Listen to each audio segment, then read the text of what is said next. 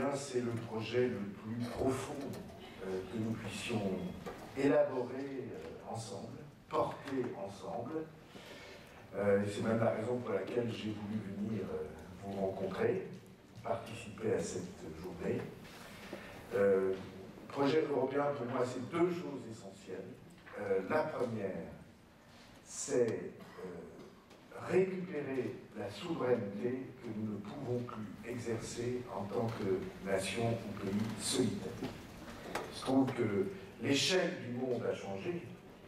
Je ne crois pas que nous soyons des pays petits ou moyens, mais la masse, désormais, joue un rôle très important, la capacité économique, et l'Europe est le seul moyen pour les pays que nous formons de récupérer ensemble la souveraineté que nous ne pouvons pas exercer seuls.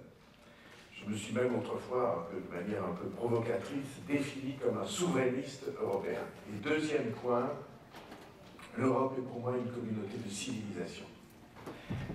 J'ai pas beaucoup aimé que le mot soit galvaudé dans le débat politique intérieur, utilisé à des fins qui étaient pour moi des fins détournées, peu honorables et peu justes.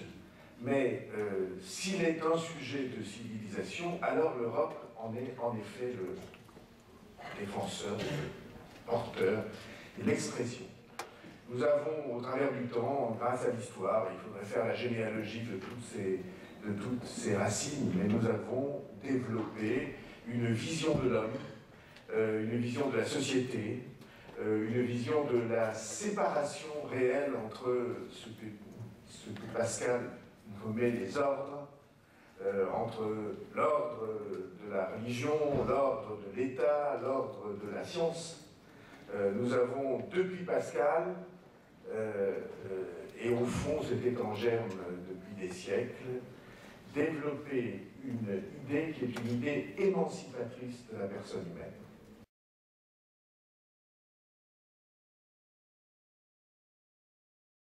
Ces dernières années, une erreur a été faite en mettant en scène une espèce de duopole dans lequel le président de la République française et la chancelière d'Allemagne se présentaient comme étant les dirigeants de l'Europe. Et ceci est contraire, selon moi, aux principes qui doivent animer l'Union européenne. Je pense que c'est une erreur. Je dis à voix basse, je pense que c'est une erreur que nous paierons, singulièrement nous, France. Je pense que c'était maladroit et erroné dans son principe. Il faut une relation intime, au contraire de ce qui a été fait, parce que ce qui a été fait, c'est la présentation d'un accord qui reposait en réalité sur un désaccord de fond et perpétuel.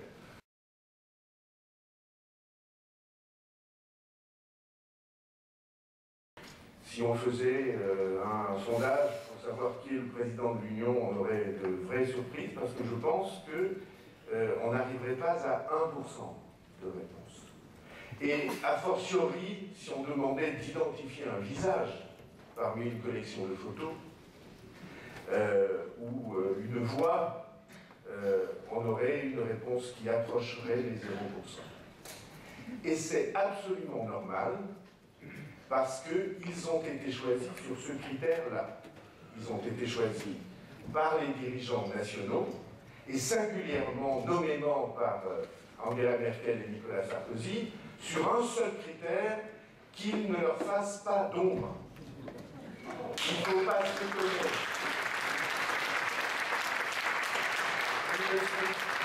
Il ne faut donc pas s'étonner après qu'on les trouve transparents.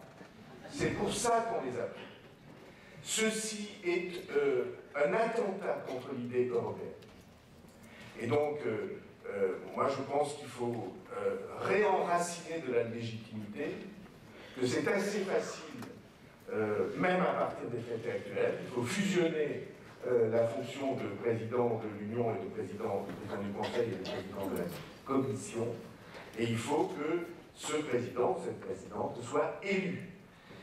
Qu'elle soit élue au suffrage universel par les citoyens européens, par exemple le jour des élections européennes, si jamais on considérait que c'était pour le moment impossible, qu'il y avait des risques On peut toujours réunir en urgence un congrès représentant à part égale les députés européens et les représentants des parlements nationaux, mais ça aurait évidemment beaucoup moins de légitimité parce que ça empêcherait le débat. Je suis, moi, pour l'élection du président de l'Union au suffrage universel. Et puis, de cette manière, on en parlera.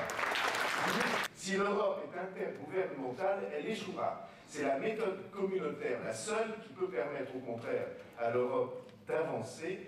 Je suis vraiment en désaccord profond, philosophiquement, avec cette thèse dont je ne sais même pas si, quand il l'a prononcée, il a mesuré ce qu'il était en train de dire, qui était simplement l'abandon de l'élan européen porté depuis plus d'un demi-siècle par la France.